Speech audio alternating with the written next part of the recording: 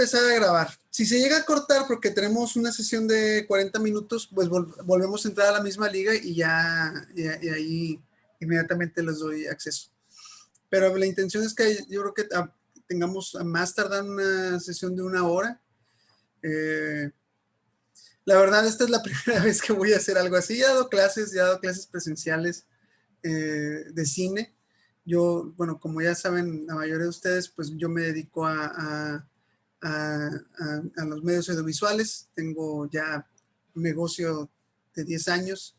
Mi función principal, además de ser director general ahí en la empresa, pues soy director de tal cual y guionista.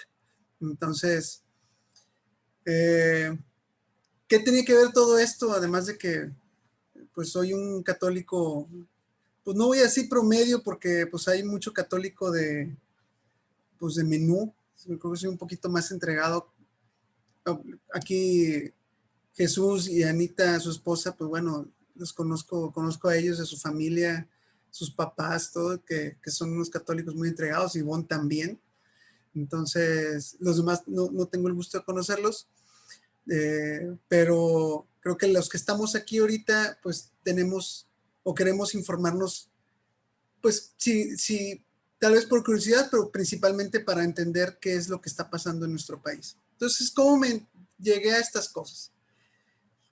Desde hace años tengo como un interés por cuestiones que ha habido huecos en la historia, ¿no? De lo que nos han enseñado en las primarias. Yo soy alumno de escuela pública, entonces ya desde hace años pues tengo como, bueno, de todo lo que nos han enseñado, pues siempre hay huecos, cosas que no cuadran, ¿no? Especialmente con nuestra educación católica, y dentro de la iglesia también ha habido así como muchos huecos. No todo está muy claro y hay muchas creencias basadas en la ignorancia y por información pues que ha sido manipulada. Y quiero abrir, entonces buscando información por el estilo pues sobre los enemigos de Cristo, la masonería, el satanismo. También yo estuve en un grupo de liberación. Estuve unos meses en el 2016 antes de que me tuviera una cirugía de columna. Entonces me creció, y a raíz de que el padre Jacobo Salinas Estebané también me instruyó en muchas cosas sobre el ritual del exorcismo, me encargó leer muchos libros, y pues bueno, eso me fue llevando a otros caminos y me llevaron a la historia. O sea, que al fin y al cabo, aunque no parezca y diga uno, bueno, ¿qué tiene que ver la política, la historia, la religión? Bueno, pues todo tiene que ver, todo está íntimamente relacionado. Entonces voy a compartir pantalla de una presentacioncita. Déjenme ver dónde está. Aquí está.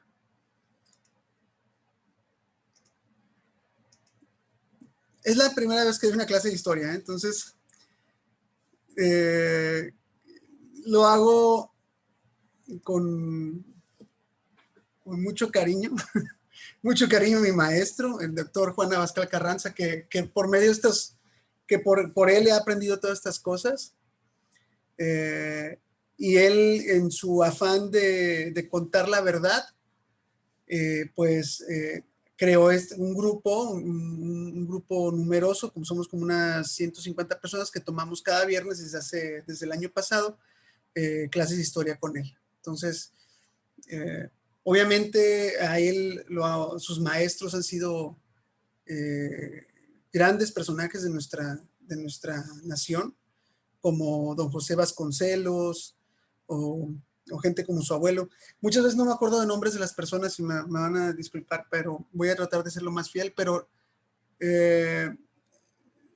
creo que esta charla les va a ayudar para interesarse mucho más en estos temas. Y bueno, yo le puse la historia que ocultaron, y voy a empezar con un prólogo de don José Vasconcelos. Dice: ¿por qué no se nos da a conocer la verdadera historia de México? Porque conviene a los fines de quienes ostentan el poder darnos a conocer una historia oficial. Porque un pueblo que no conoce su pasado no puede definir su identidad ni planear su futuro como nación. Porque la mentira oficial es una forma de dominación y de servidumbre a los intereses de la antipatria. Porque sin historia común consciente, el tejido social se desgarra en la lucha por intereses, principalmente egocéntricos e individuales, por simple temor y odio a la verdad, porque ella nos hace libres. Y porque el sistema político mexicano no le conviene que las masas conozcan la verdad en ningún terreno. Don José Vasconcelos. ¿Qué tiene que ver esto con la política actual que estamos viviendo? O sea, especialmente con esta puerta, con la puerta que nos ha abierto Morena en este avance increíble hacia un país comunista. Uno puede decir, bueno, ¿qué tiene que ver con religión? ¿Qué tiene que ver? Porque aquí hoy vamos a tratar de temas desde antes de Jesús hasta la caída de Tenochtitlán. Uno que tiene que ver, bueno. Hablemos un poquito de los enemigos de Cristo. ¿Quiénes son? Si se podría decir, bueno, obviamente el enemigo principal de Cristo es Satanás. Siempre lo ha sido. Y bueno, de cierta manera, no sé qué tanto conozcan ustedes del diablo, del adversario. Pero desde su caída, bueno, desde antes de su caída, pues tiene un odio increíble hacia la humanidad. Voy a darles un poquito ahí de background al respecto. Cuando Dios le plantea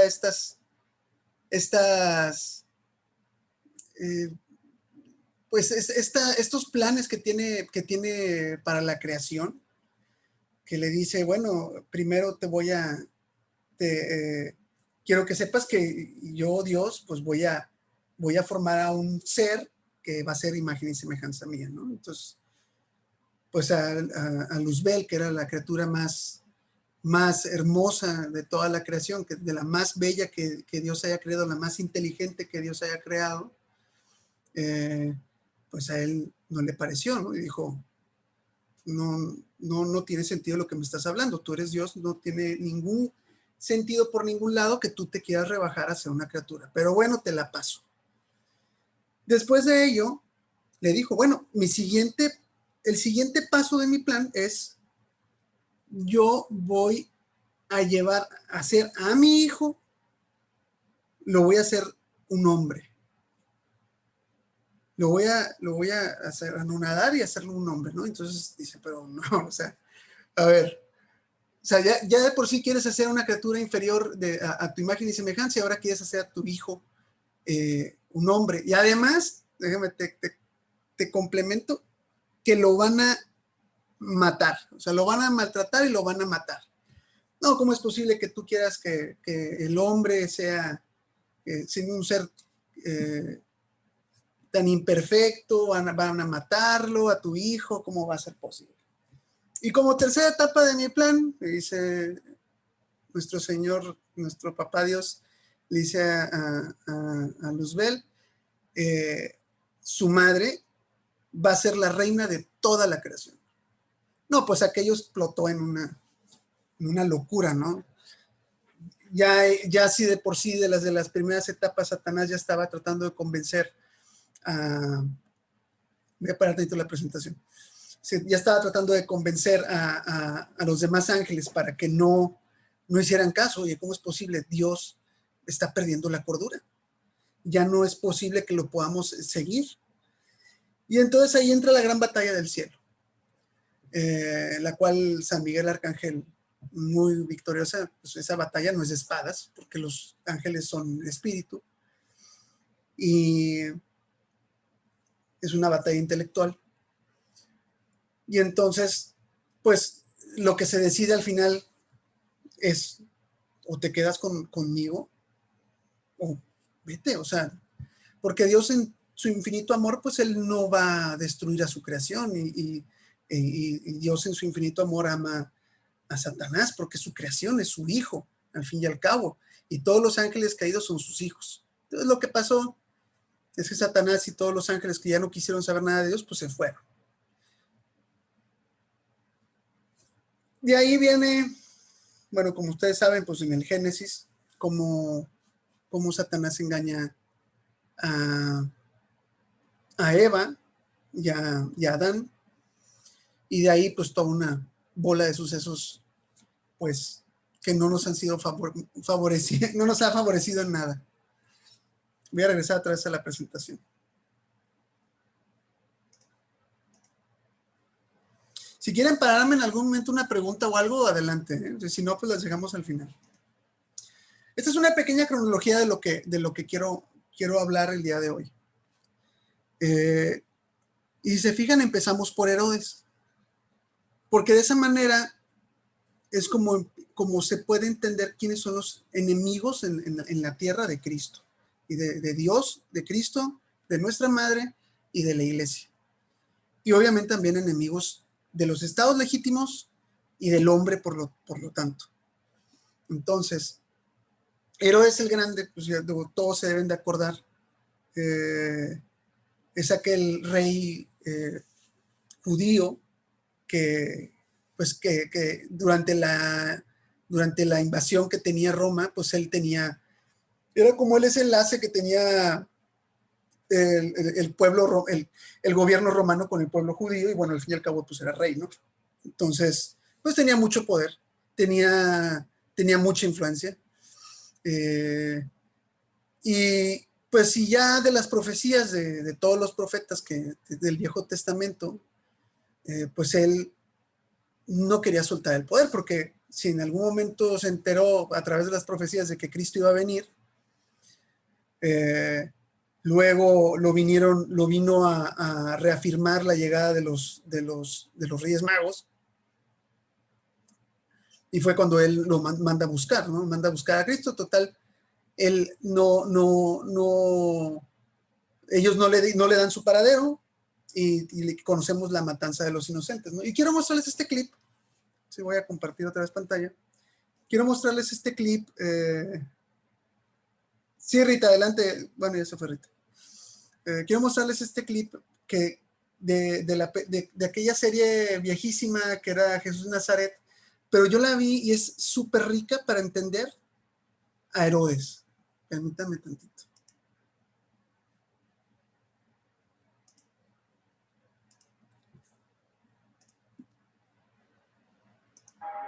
¿La escuchan bien?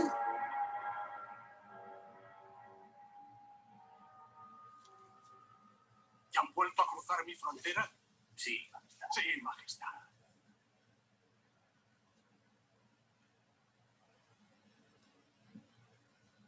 Pero el niño aún debe estar aquí.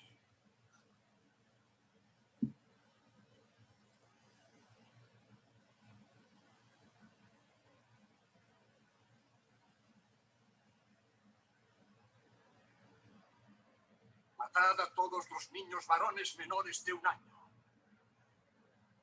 No, menores de 2. Mejor que mueran los inocentes que escapen los culpables. ¿Culpable? Majestad, ¿un niño? ¡Culpable en el vientre! ¡Culpable en las estrellas! ¡Yo derribaré sus estrellas y las bañaré en sangre! ¡Este es mi mundo! Y no voy a compartirlo con un niño. Aquí no hay sitio para 2 reyes, como un escorpión recién nacido bajo el pie. ¿Conocéis el distintivo de un auténtico rey? El valor, incluso ante la profecía judía. Pedazos de pergamino viejo, viejos y ciegos pedazos. ¡Ah! Ahora acudid a Belén y haced historia. ¡Matad! Pero, majestad, matad. ¡Matadlos a todos! ¡Matad! ¡Matadlos a todos!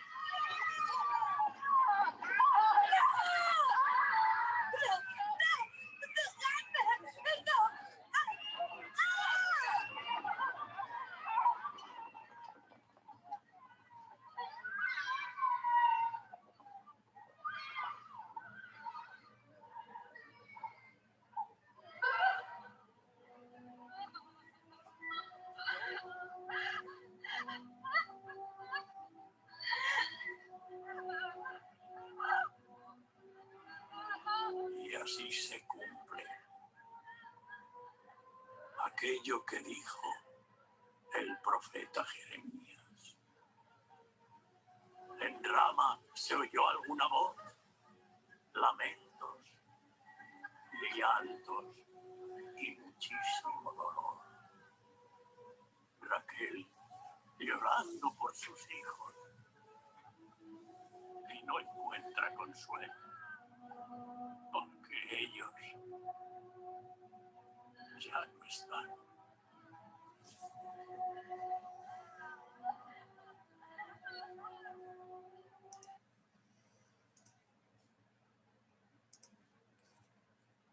¿Qué tal? Algo fuerte, ¿no?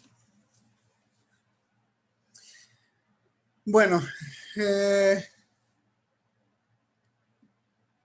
después de esto nace nuestro Señor Jesucristo y 33 años después, este mismo grupo de hombres que viene desde Herodes, unos fariseos que no quieren soltar el poder, lo buscan y pues como todos ustedes saben, y lo matan.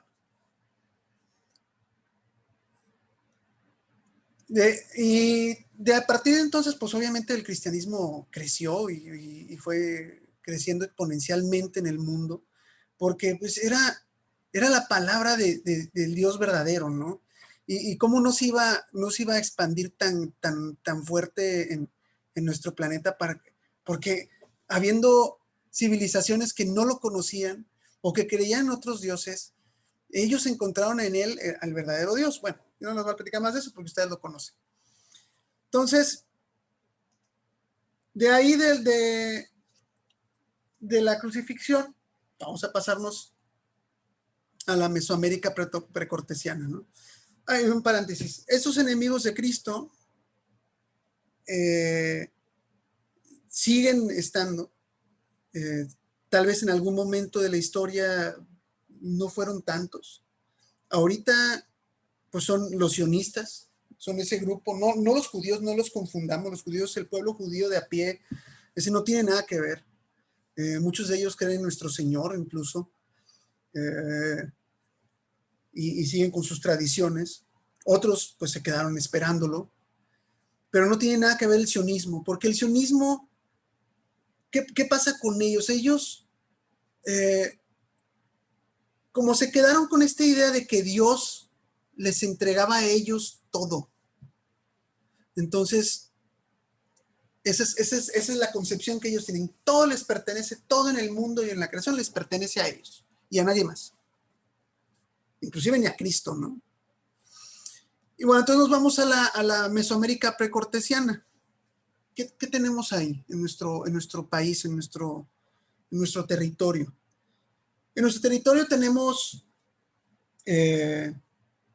algunas, bueno, no algunas, sino muchas culturas, civilizaciones, la tlaxcalteca, los olmecas, los mayas, y había una predominante, ¿no? Que era la azteca.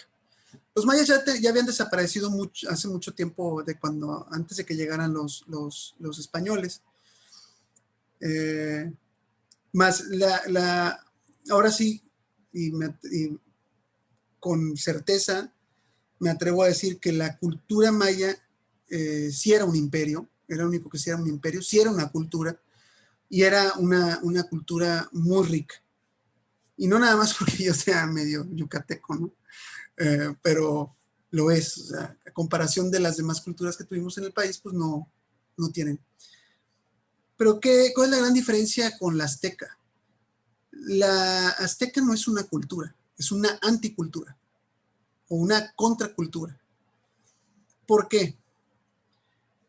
Porque los aztecas, durante cerca de 200 años, tuvieron sometidos a muchas de las otras tribus que habían en nuestro país. Espérenme un minutito. Este es el territorio del Imperio Azteca. Me quedan 10 minutos y si se acaba, recuerden que comenzamos de nuevo, ¿eh? Como ven, esto es mucho del territorio que tenían los aztecas controlado. Entonces imaginen a un pueblo grande, que era un pueblo guerrero, y a comparación de lo que siempre nos ha enseñado la historia oficial y los indigenistas y toda esa gente, pues en realidad la cultura azteca era muy violenta. Eran caníbales, no tenían un sistema, eran muy ignorantes, no tenían un sistema de agricultura. De hecho, no existía la agricultura en nuestro territorio hasta que llegaron los españoles. Gozaban de los sacrificios humanos. Me encuentro, espérenme tantito. No, es el territorio. Este es Tenochtitlán. Como era, digo, ahí se ve súper bonita. Pero en realidad bueno, ¿qué hacían los aztecas? Pues ellos le hacían la guerra a todos quien podían, ¿no? Pero no la guerra para ser victoriosos y tomar tierras, ¿no? Como uno pensaría, o tomar tesoros, sino para tomar carne. O sea, ¿qué hacían ellos? Ellos llegaban, por ejemplo, con los tlaxcaltecas, que fueron sus grandes enemigos, les hacían la guerra y de ahí tomaban a prisioneros, ya sean guerreros, ya sean mujeres, ya sean niños, ancianos, no tenían un límite. Y pues los ponían en gorda, ¿no? Después, ¿qué hacían? Pues iban a los altares mayores y los sacrificaban. Este es el dios que se encuentra, este es Huitzilopochtli, si no mal recuerdo. ¿Qué hacían con sus víctimas? Pues los agarraban, les sacaban el corazón, vivos, claro. Y no nada más eso, porque ahí es donde se quedan comúnmente las historias en la historia oficial, en la de la SEP, y en la historia indigenista, se queda ahí como, bueno, pues es una cultura que pues tenía esta costumbre de matar y sacrificar, pero no lo hacían así como, pues vamos a sacrificar a una persona al año, ¿no? Pues para que llueva, para que nos vaya bien con el dios fulano, ¿no? No, o sea, mataban a mucha gente. Al año mataban cerca de 200,000 personas o más, de entre su gente y de los otros pueblos. ¿Y qué hacían? No nada más los asesinaban y les sacaban el corazón. Les sacaban el corazón, luego lo decapitaban y arrojaban el cadáver a las escalinatas del altar de sacrificios. Digo, del templo mayor, ¿no? Por ejemplo, porque no nada más había un templo, había muchos templos en Tenochtitlán. No me acuerdo bien el nombre, pero había como 30, el número, pero según recuerdo eran 35. Entonces en cada uno se sacrificaba gente. Entonces, todavía también nos han vendido la absurda idea de que era una cultura así como si fuera una comuna hippie, de que todos se llevaban súper bien y que vivían en paz, sin naturaleza, así como incluso yo me imagino que los actuales progres se lo imaginan como veganos, cosas así de absurdas, ¿no?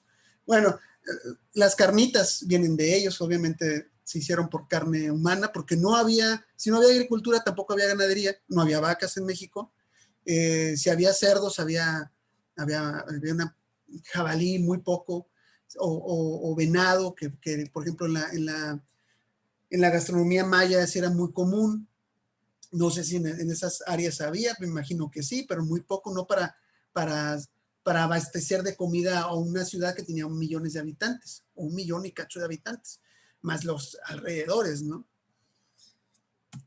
Entonces, eso es lo que hacían, ¿no? Entonces, cuando rodaba el cadáver por las escalinatas, los que estaban abajo, pues lo desmembraban, se llevaban las piernas, los brazos y partes del cuerpo, y para llevarlos a cocinar a sus casas, o ahí mismo, ¿no?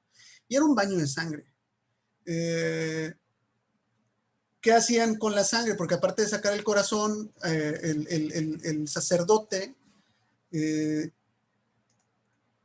tomaba el corazón y lo mordía, ¿no? Y luego ahí cortaba la cabeza y arrojaba el cuerpo y todo esto. Y luego bañaba con la cabeza o con las extremidades o juntaban en un bote la sangre y bañaban el altar, bañaban la imagen de Huitzilopochtli o del dios que estuviera ahí. Y así se las llevaban. ¿Qué hacían? No es quiero mostrarles cómo era. Ellos tenían un sistema de 8 meses. En el primer mes mataban a muchos niños.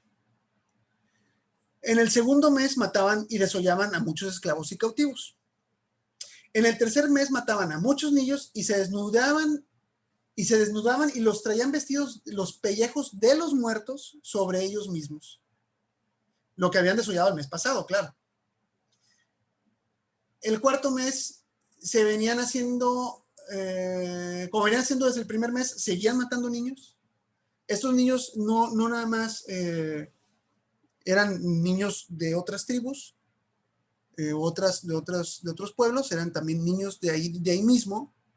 Imagínense que en Tenochtitlán iba un grupo de gentes del sacerdote, porque no nada más había un sacerdote principal, había muchos sacerdotes. Entonces veían a un niño en la calle, así como vieron esa imagen de ese niño sentado en la tierrita y que de repente llega alguien y lo mata. Bueno, así llegaban, lo agarraban y se lo llevaban y lo mataban. A veces las mamás lo compraban, lo vendían, se lo compraban a sus madres porque también de morirse de hambre, pues decían, bueno, pues vamos a entregar a la familia. Incluso dentro de los esclavos que eran para comerse, había familias enteras. Y incluso si tú eras una familia azteca que tenías alguna deuda, tú y tu familia acababan en esas corrales de engorda y así hasta que pues alguien decidiera que se acababa tu deuda, ¿no? Podía irse generaciones. Bueno, el cuarto mes mataban niños, eran comprados con a sus madres, hasta que vinieran las lluvias, imagínense. Si había unos 35 altares y mataban varios niños al día para ver si llovía, nada más, fíjense el nivel de ignorancia, porque pues el azteca tenía la idea de que para complacer a los dioses, estos dioses pues pedían sangre, ¿no? Entonces, si yo quería que el dios sol saliera al día siguiente, bueno, pues hay que matar gente para que salga el sol. Entonces, si yo quiero que llueva, hay que matar gente para que siga saliendo el sol. Queda 1 minuto y medio. Vamos a cortar tantito, vamos a cortar y me vuelvo a conectar, ¿sí? Voy a parar la grabación.